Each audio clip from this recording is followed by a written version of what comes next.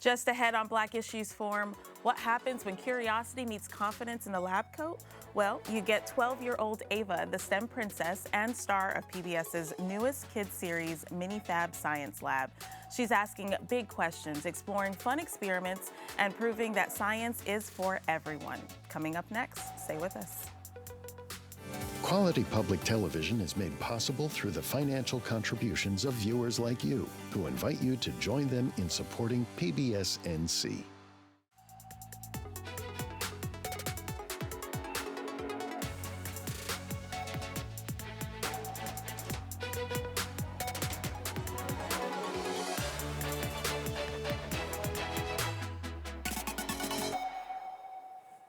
Welcome to Black Issues Forum. I'm Kenia Thompson.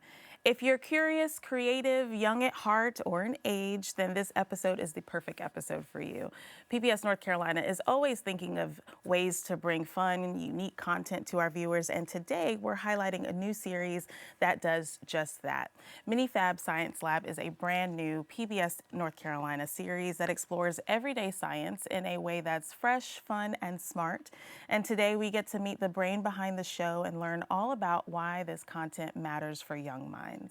I'd like to welcome to the show host of the Mini Fab Science Lab, Ava Simmons, who brings science to life in the most fabulous way. And next to her is the show's coordinating producer, and friend of Black Issues Forum, Jewel Lowe. Welcome. Thank you. Thank you. Yeah, it's so great to have you. Ava, this is my first time meeting you in person, but I have heard so much about you. Just the fun, dynamic energy that you bring. You're 12 years old. I told my daughter you had your own show, and she was like, excuse me? But then she watched, and she said, oh, I can see why. Tell us a little bit about yourself, and how does it feel to have your own platform? Well, my name is Ava, and I'm an entrepreneur, STEM ambassador, toy designer, and author. And I'm really excited and happy to host my own show because I've always wanted to do it for PBS Kids. And so when you thought about hosting your own show, is what we have today the fruition of what you saw, or is it bigger than what you saw? It was bigger than what I saw. Yeah. Well, for our viewers, I want to go real quick to a promo clip of the Mini Fab Science Lab so that we can take a look and see what we're talking about before we get deeper into the conversation. Calling all scientists, it's time to head to the Mini Fab Science Lab. Join me, Ava, and 5 of my best friends as we ask big questions and investigate to figure it out. Whoa, it's like magic. It's better than magic, Brooke. It's science. Can we use lemons to power a robot? What about making our own toys with science? We can ask big questions. We can figure them out. Premiering August 2nd on YouTube. Wow, son, now this is exciting.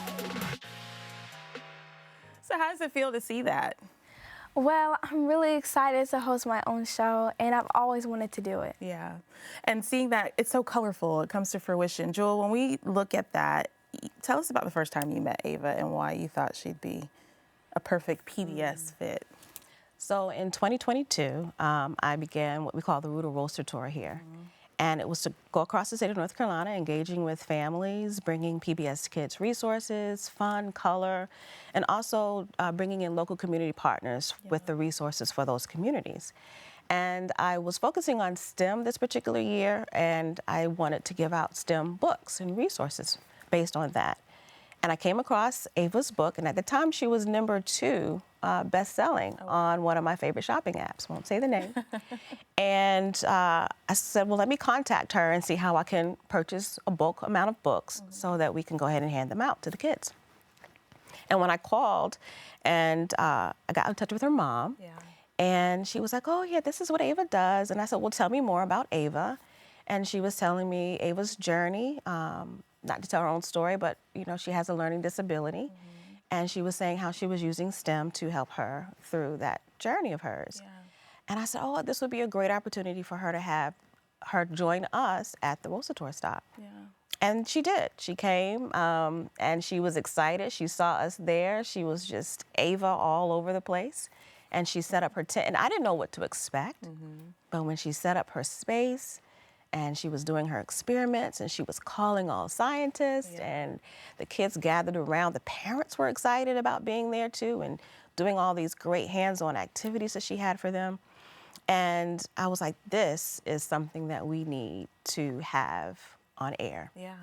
I didn't know how to go about doing it, but it was an idea that we fostered in 2022. And after working with her for 4 years, we were like, yes, it's time. It's time. It's time now. So Jewel shares that you're neurodivergent. Yeah. So share a little bit about how STEM has helped with that. Well, because I have dyslexia and dysgraphia, I'm more of a visual learner than I am to read things. So doing STEM, it really helped me because STEM, science, technology, engineering, and math is more hands-on than it is for the computer. So STEM's really helped me with my reading and my math skills. Okay.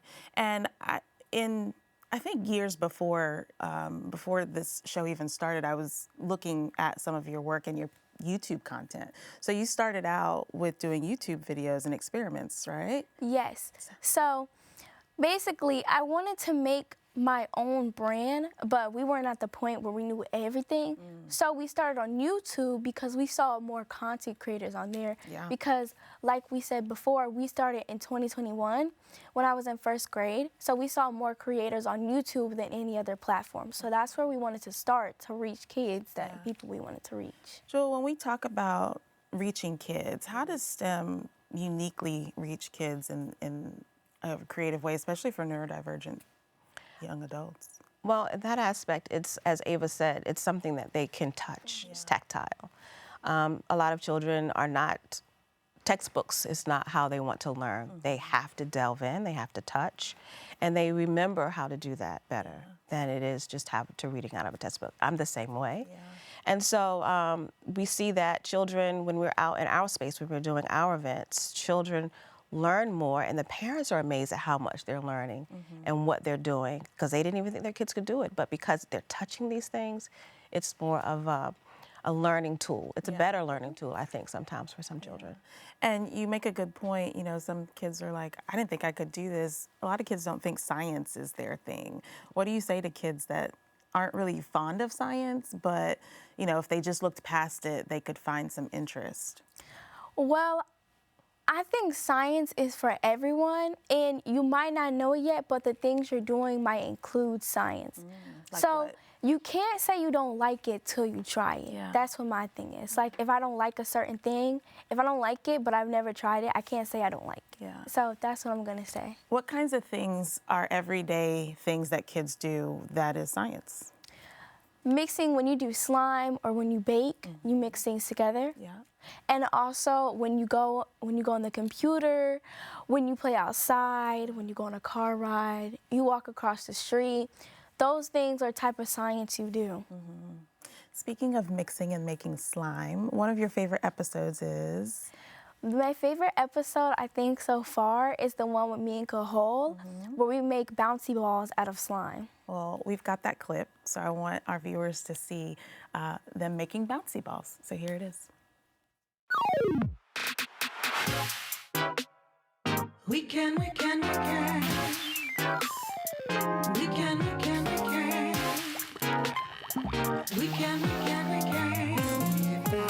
Science Lab. We can ask big questions. We can figure it out. Let's investigate in the Fab Science Lab.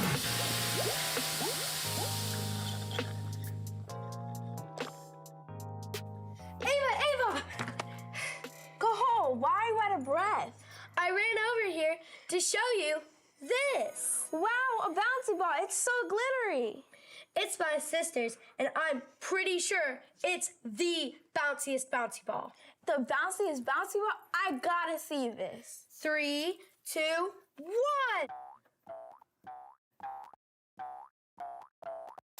Oh no! My sister's bounciest bouncy ball. Let's run outside to see if we can find it.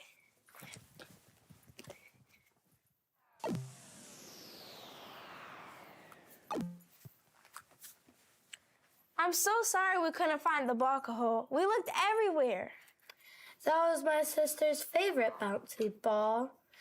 It was so bouncy, it could have bounced anywhere. Wait, it Ava, you know how to make all sorts of things. Do you think we can make a new bouncy ball? That's a big question. I like asking big questions, so let's investigate. Let's go to the Mini Fab Science Lab. Wowza! Now this is exciting. Science is always exciting. The first thing we have to do is gather up all the materials.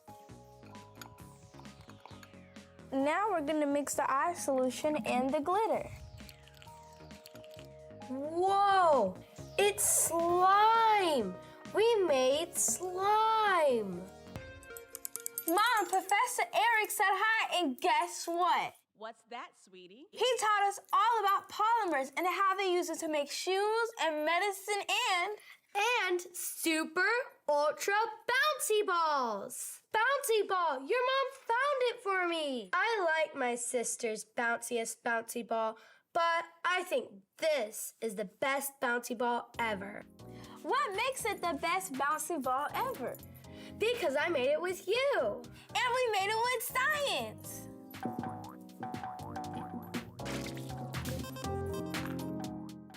So adorable. I love it. It feels fresh. It feels young. And so let's talk about the intro. I intentionally put that in there. And for our viewers, that was not the full clip. So make sure you go and watch the full experiment, because I, obviously had to cut it down for the show.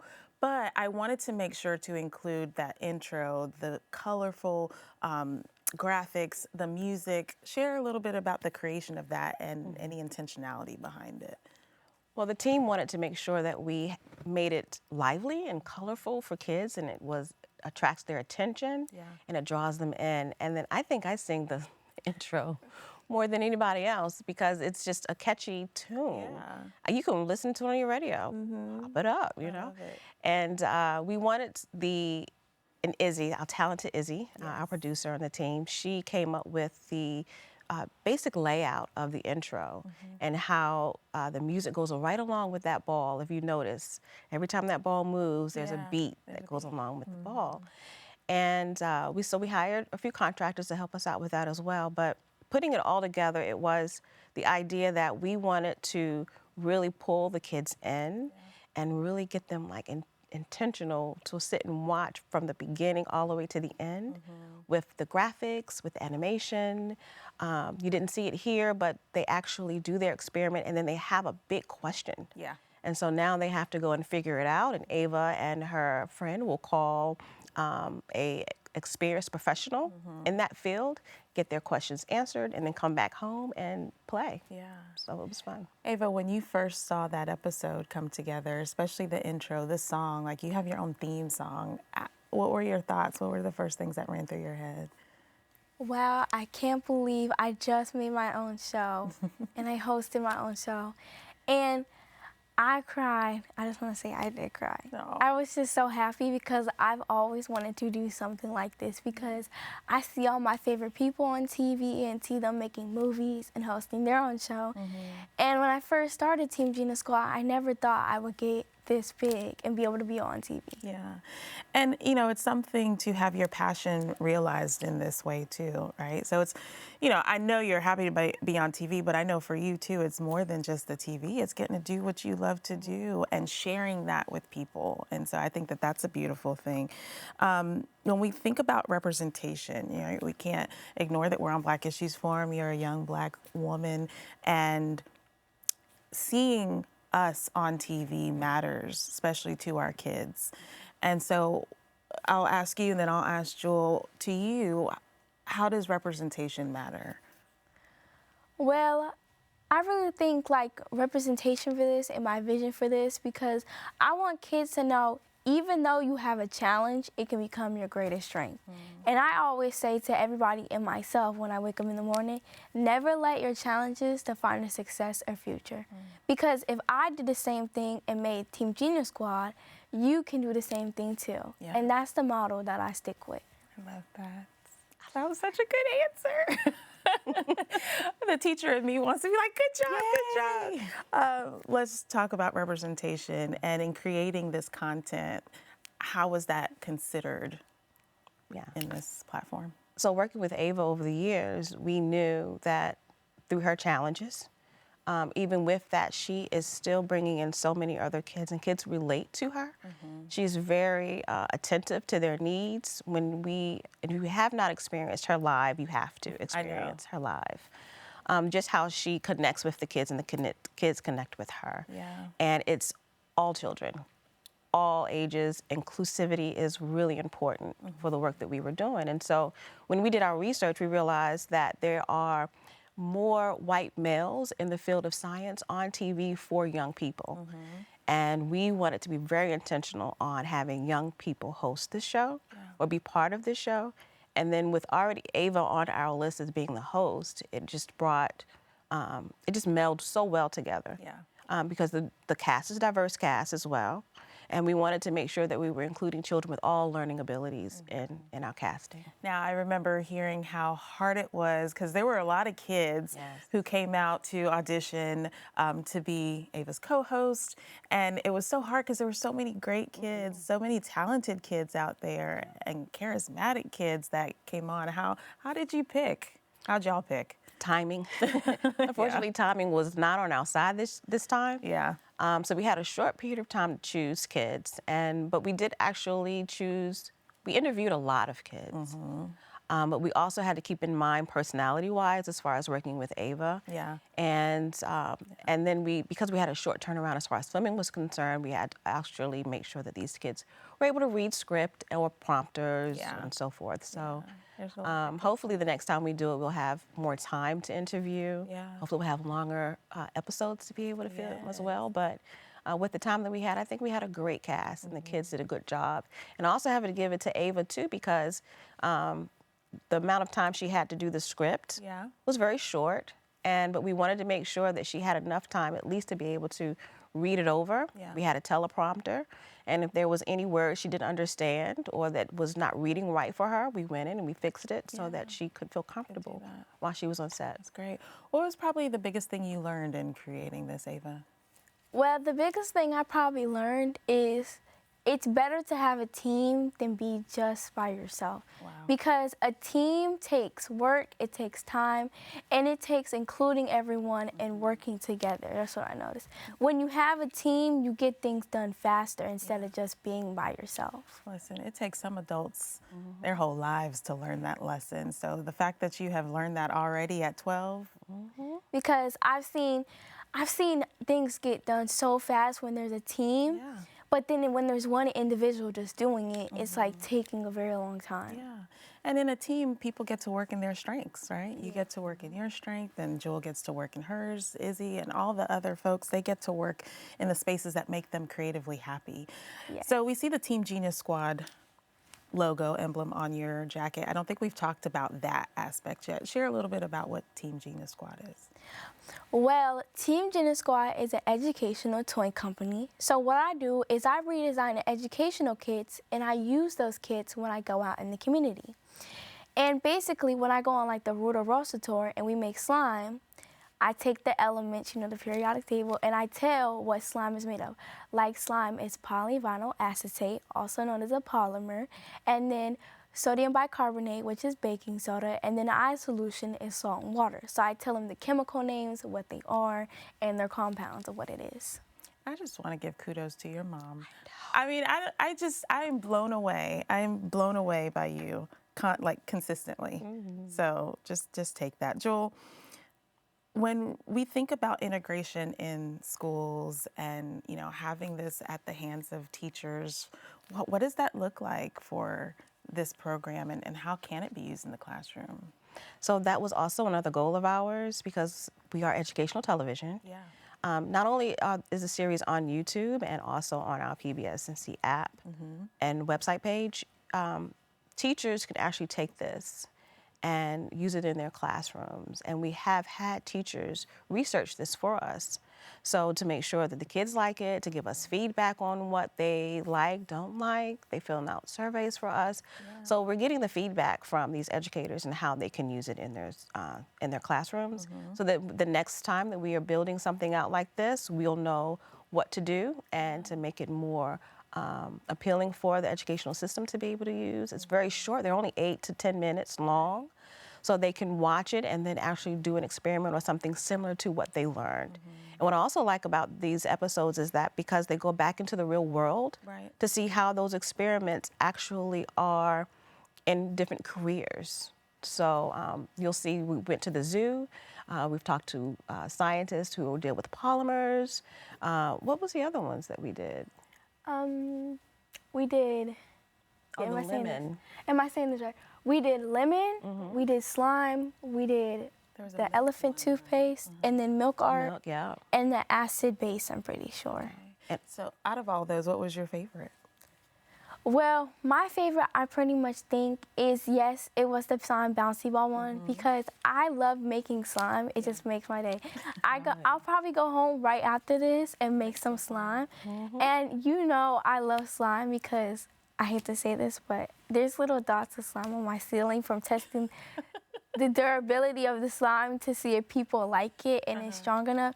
And I would throw it up into the air and it would stick to the ceiling and it would just come down. And my mom's like, Poor your mom. I feel so would sorry. probably have why? a panic attack every time I walk into She was your just, she would look like, why? Yeah, but I did talk to her mom, and her mom says you cannot imagine how much glue we have in our house because every day she's making slime.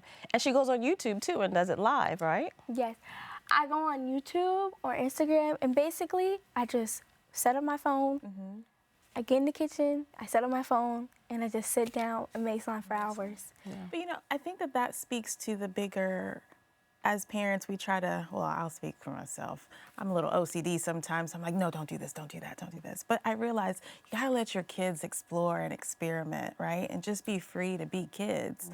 And that's how we understand the world around us. And so I think it's beautiful that you're able to throw slime up on the ceiling and let it drip down. Yeah.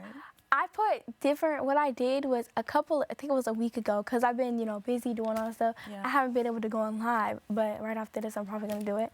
But what I did was I put dirt, mulch, grass, cocoa powder, sugar, glow in the dark. I just put everything in slime, and each day I would say, guys, I need you to give me something new, 3 things to put in the slime.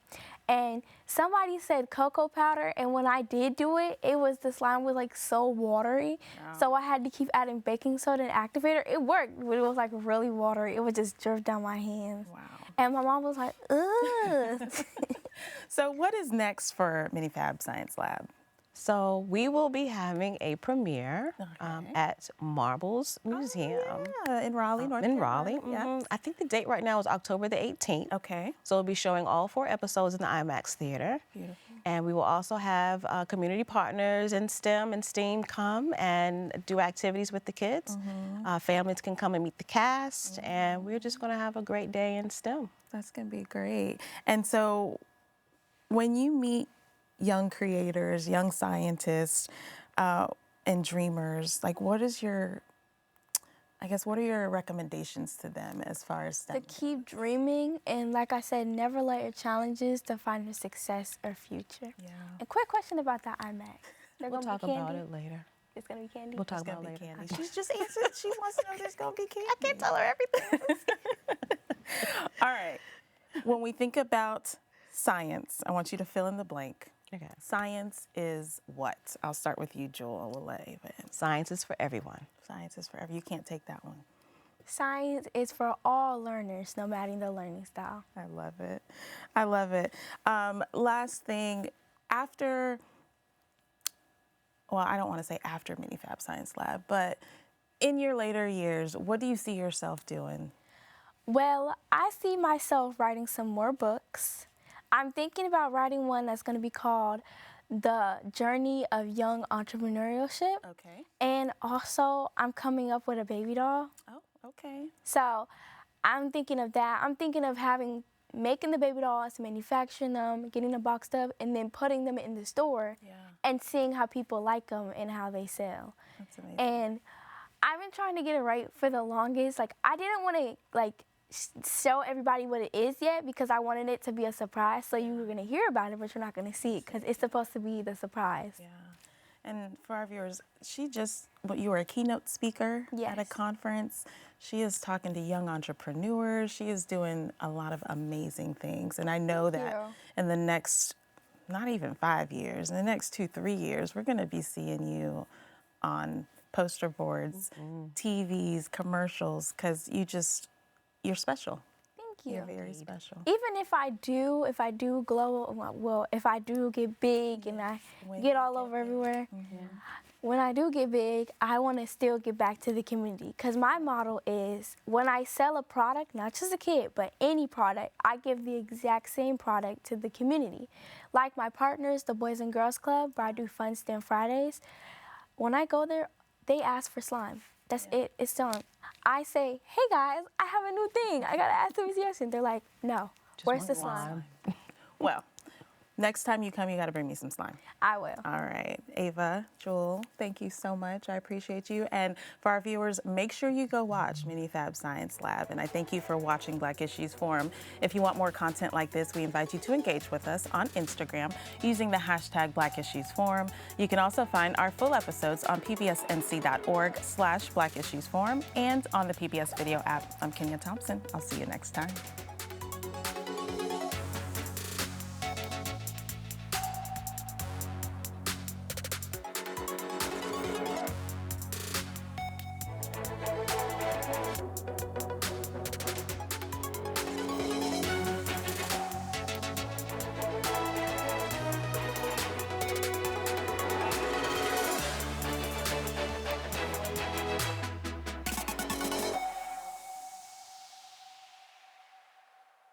Quality public television is made possible through the financial contributions of viewers like you, who invite you to join them in supporting PBS NC.